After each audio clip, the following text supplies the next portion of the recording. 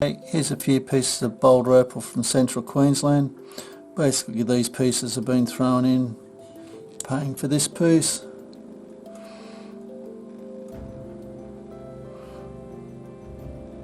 Unfortunately it's softer material, so getting it to polish might be a little bit hard. These pieces I think just polish the way they are, cut polish the way it is.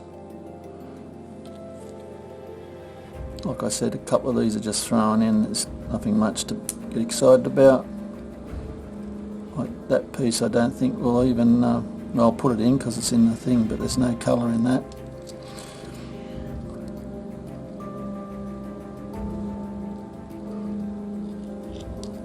This is a bar of opal going through the middle here. You can see the line.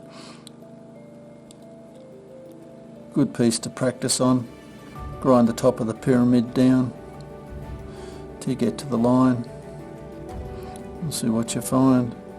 There's not a lot of fire in it, so it probably won't be a lot, but it's really only just priced on that piece, and it'll only be probably about $20. Hope you've enjoyed. Cheers.